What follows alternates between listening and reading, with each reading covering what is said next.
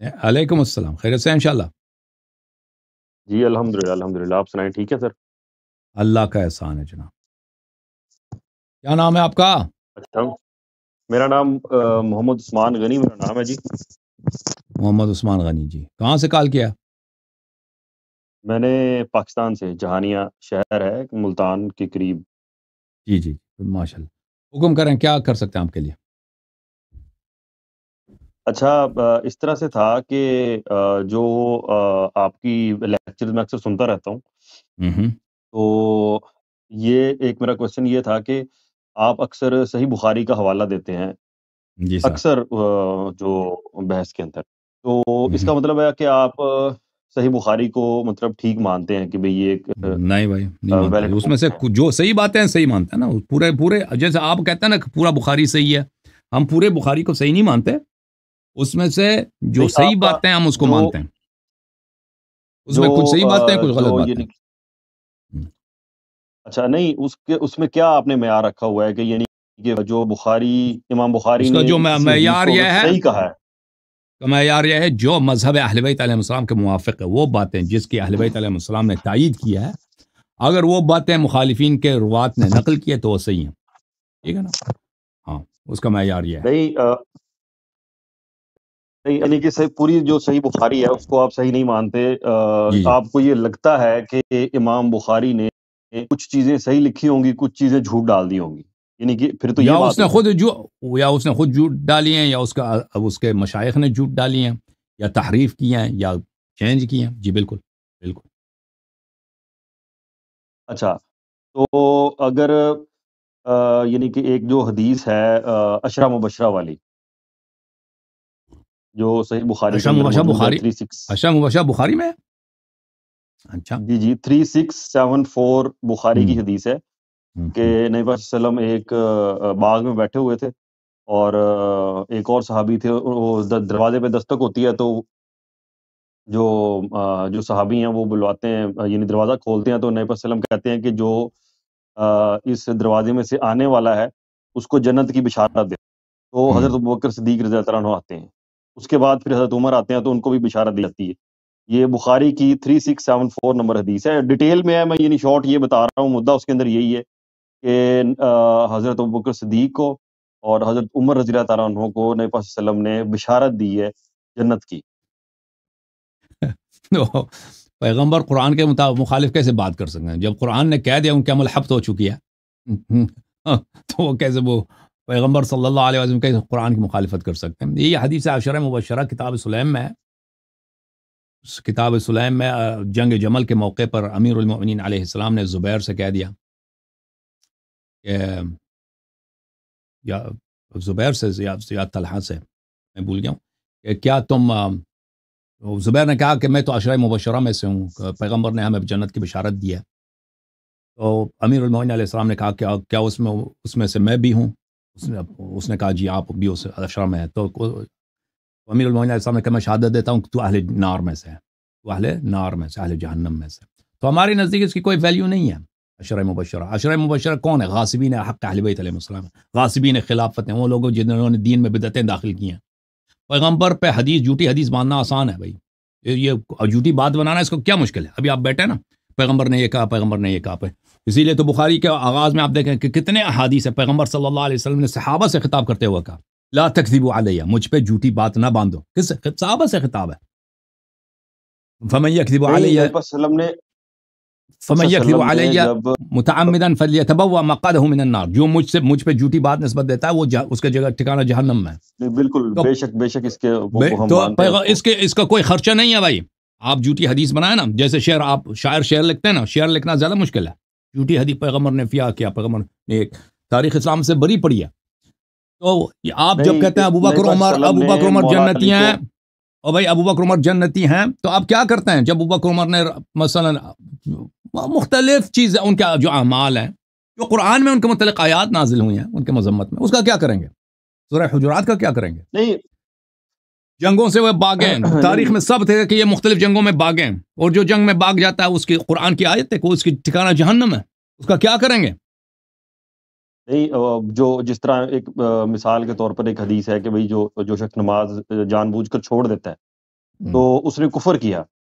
تو اگر مثال کے طور پر آپ کوئی ایک نماز نہیں پڑھتے اور شیطان غالب آ جاتا ہے، جان بوجھ کر چھوڑ دیتے ہیں مثال کے طور پہ، تو اس کا مطلب یہ ہے کہ آپ دائرہ اسلام سے خارج ہو گئے ہیں، آپ کی ہر چیز زیرو سے ملٹیپلائی ہوگی. یہ ایک محاورتاً بات ہوتی ہے کہ بھئی وہ بندہ یہ عمل کرنا کفر ہے، ٹھیک ہو گیا. یہ نہیں ہوتا کہ بھئی وہ بندہ ہر بالکل اس کی اگر مجھے نہیں پتا دیکھیں آپ کو اگر زیادہ وہ ایک علم ہے. میں شخص حلال سمجھ کے قرآن وہ نماز ترک کر دیتا ہے، وہ کافر ہوتا ہے، وہ کافر ہوتا ہے. لیکن جو شخص اس کو گناہ سمجھ کے نماز کو گناہ سمجھتا ہے لیکن اس کو ترک کرتا ہے، نماز نہیں پڑھتا، وہ عملاً اس کا ایمان نہیں ہے لیکن وہ مسلمان ہے، ظاہر میں مسلمان ہے لیکن اس کا عمل جو ہے کفر والا ہے. اوکے، اس کا یہ ہے. نہیں، وہی میں کہہ رہا لیکن ہوں جو کہ شخص صحابہ تارک کرام نماز ہے، اور تارک نماز اس لیے ہے کہ وہ نماز کو واجب ہی نہیں سمجھتا، وہ بلا شک ریب کافر ہے. اوکے، میں اللہ یاری صاحب، میں وہی اسی بات کو میں کنٹینیو کر رہا ہوں کہ نبی صلی اللہ علیہ وسلم نے خطبہ حجۃ الوداع جب دیا تو یہ بات مطلب بتائی کہ میں دو چیزیں چھوڑے جا رہا ہوں آپ لوگوں میں، ایک قرآن ہے اور دوسری اہل بیت ہے. اور ایک اور جگہ پر یہ آتا ہے کہ قرآن اور سنت ہے. وہ ٹھیک ہو نہیں ہے، گیا. وہ ضعیف ہے. اسی قرآن سنت والی حدیث وہ قرآن سنت ہے، سنت کو قرآن سنت، وہ کون سی سنت؟ سنت کوئی مدون تھی؟ سنت کی کوئی کتاب تھی اس زمانے میں؟ میں وہی کہہ رہا سنت ہوں چھوڑ کہ کے پھر وہ جا رہے سنت ہم کہاں. ہیں. وہ سنت کا رسول صلی اللہ علیہ وسلم کی سنت واجب الاتباع ہے، میں نہیں کہتا واجب الاتباع ہے، لیکن یہ کہنا کہ پیغمبر صلی اللہ علیہ وسلم نے سنت کو چھوڑا ہے ہمارے لیے، قرآن اور سنت کو چھوڑا ہے، یہ حدیث ثقلین کے مقابلے میں یہ حدیث ضعیف ہے. آپ کے کتب میں بھی یہ کسی صحیح سند کے ساتھ منقول نہیں ہے. اوکے، نہیں، کتب حدیث ہماری تو ثقلین پھر آپ کے مانتے ہی نہیں نا. کتاب قرآن اور اہل بیت بخاری کو چھوڑ کے گیا ہوں، یہ متواتر ہے. قرآن اور سنت والی وہ ٹھیک حدیث ہے، جو ہے وہ بھی مانتے وہ بھی مانتے ہیں. تو وہ بھی ہم مان لو، مانتے ہیں بالکل. تو پھر مانو نا. نہیں، میں یہ کہہ تو رہا پھر ہوں جنہوں نے اہل ہم بیت علیہ اس السلام کو کی اتباع نہیں کی ہے، جنہوں نے اہل بیت علیہ السلام کی، آپ لوگ ابھی اہل بیت علیہ السلام کی اتباع نہیں کر رہے. آپ کس کی اتباع کرتے ہو؟ ابو بکر عمر صحابہ کی اتباع کرتے ہو، اور ابو حنیفہ فلان فلان کی اتباع کرتے ہو، اہل بیت علیہ السلام کی اتباع نہیں کر رہے. کبھی ان کے کوئی حدیث اگر آ گئی کہ علی علیہ السلام نے بھی فلان حدیث روایت کی، وہ راوی کے طور پہ، وہ راوی تو بہت ہے دنیا میں، سفیان ثوری بھی راوی ہے، ابو بحریہ بھی راوی ہے، اتنے راوی، ابو ہریرہ بھی راوی ہے، راوی تو بہت زیادہ ہیں. اتباع نہیں کرتے آپ لوگ، کہتے مانتے ہو. کہاں مانتے ہو؟ جب پیغمبر نے کہا کہ میں تمہارے درمیان چھوڑ کے جا رہا ہوں، یعنی حجت کے طور پر واجب الاتباع قرآن اور اہل بیت علیہ السلام، تم اس راستے سے منحرف ہو، یہ واضح بات ہے. تم کہاں اہل بیت علیہ السلام کی اتباع کرتے ہو؟ کہتے ہیں ہم مانتے ہیں. نہیں مانتے نا. نہیں، میری عرض سنیں نا. اگر ہم کوئی دلائل دیں گے تو ظاہری بات ہے ہم اپنی کسی نہ کسی بک سے دیں گے نا.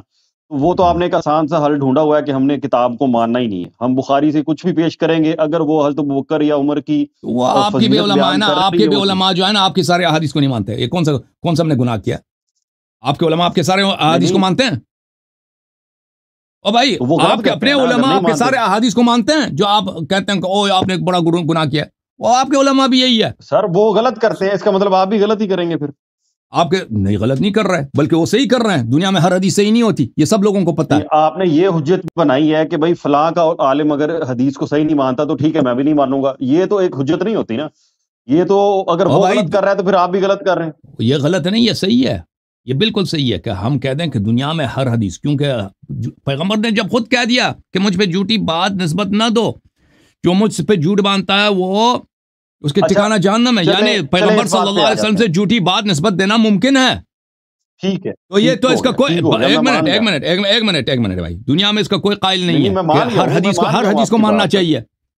آپ شیعوں کے اس لیے پکڑ کے بیٹھے کہ ہماری سب احادیث کو مان لو. اور بھائی آپ کے اپنے علماء آپ کے سارے احادیث کو نہیں مانتے تو ہم کیوں مان لیں؟ سر میری یار سنیں نا. میں آپ سے ایگری کر گیا. غلط کر رہے ہیں، وہ غلط نہیں کر رہے، وہ صحیح کر رہے ہیں، وہ صحیح کر رہے ہیں. ہر حدیث کو نہیں ماننا ہوتا، وہ جو صحیح حدیث ہوتا ہے اس کو مان. صحیح ہونے کا معیار کیا ہے؟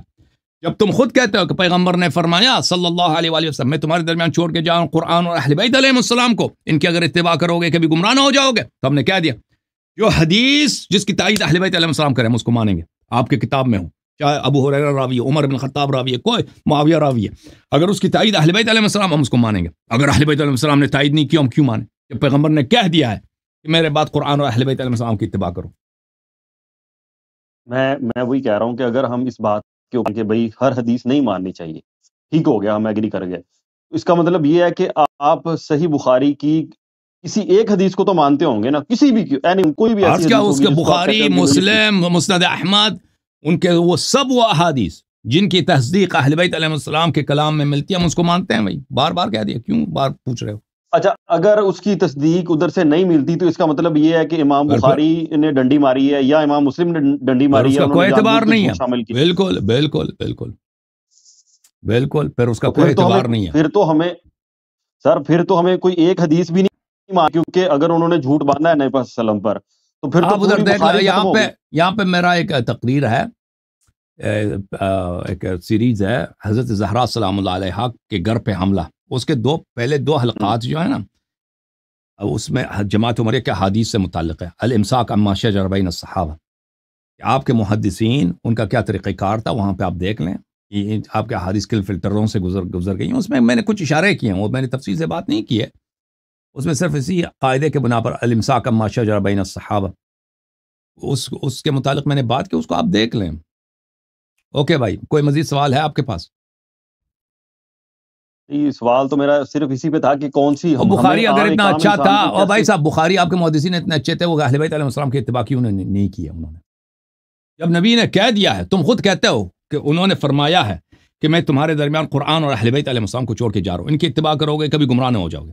آپ کے سب محدثین نے اس حدیث پہ اپنے قدم رکھا ہے، حدیث کو سر پہ نہیں رکھا، اس پہ قدم رکھا، اس کو اپنے پیروں کے نیچے دبا دیا. اگر یہ لوگ اچھے تھے، اتنے مومن تھے، تو کیوں ایسا کیا؟ اہل بیت سے بہتر دنیا میں کوئی ہے؟ ہم تو نہیں کہتے کہ کسی نصرانی کا اتباع. تیرے نبی کا اہل بیت ہے، تیرے نبی کا نور دیدہ ہے، تیرے نبی کے وارثین ہیں، اس کی اتباع انہوں نے کیوں نہیں کیا؟ اگر اتنا اچھے بخاری مسلم احمد حنبل، اتباع کی بات کر رہا ہوں. فضائل بھی تو لکھے، فضائل لکھے، فضائل پیغمبر نے یہی کہا ہے، ان کی تعریف کرو.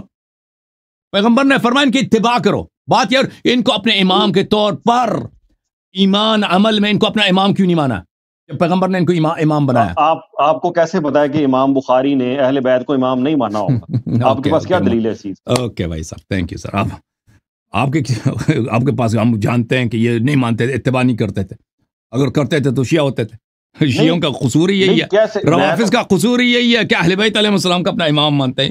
کہتے ہیں کہاں سے پتا کہ بخاری اہل بیت علیہ السلام کا اپنا امام نہیں مانتے تھے؟ نہیں، اب اگر جواب آپ کے پاس کوئی نہیں ہے تو آپ پھر نقلیں اتار رہے ہیں.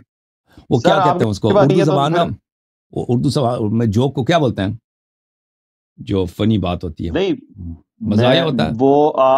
وہ جو کہتا ہے یہ مزاحیہ بات ہے، کسی اب بعد میں جا کے اس پہ ہنسنا اپنی کسی بات کا جواب آپ کے پاس نہیں ہے تو آپ اس کو پھر مزاحیہ بات بنا کے وہ چھوڑ رہے ہیں. آپ نے تو ایک سمپل سا نسخہ رکھا ہوا ہے کہ بھئی آپ لوگوں کی کتابیں ساری غلط ہیں، ہماری ساری ٹھیک ہے. کیا کام کیا آپ کا عثمان صاحب، کام کیا کرتے ہیں؟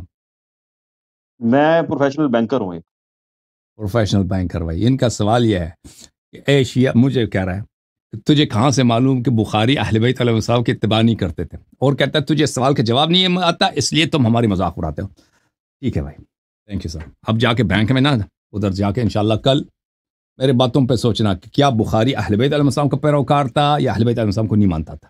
اس پہ سوچ لینا، اپنے علماء سے مشورہ کر لینا کہ بخاری آپ کے علماء احمد بن حنبل، مسلم، ترمذی، ان محدثین جن کے آپ اتنے، ان میں سے کوئی ایسا تھا جو اہل بیت علیہ السلام کو اپنا امام مانتا، ان کا تابع ہو؟ بالکل مانتا تھا. ہاں وہ مانتا تھا بالکل. آپ ٹھیک ہے بھائی، ٹھیک ہے، آپ صحیح کہہ رہے ہیں. اب آپ جا کے سوچ لیں اس مسئلے پر، پھر اس کے دلائل اگلے ہفتے ہمارے پاس لے کے آئیں کہ یہ لوگ مانتے ہیں. میں نے سوچا ہے، آپ نے سوچا، ہم نے بھی سوچا. جی سر. اب جو ہے نا بدیہیات پہ ہم گفتگو نہیں کرتے جب پتہ ہے کہ یہ لوگ شیعہ نہیں تھے، اور بھائی یہ لوگ اہل بیت علیہ السلام کی اتباع نہیں کرتے تھے. یہ اب مزاحیہ باتیں بند کرو یہاں پر.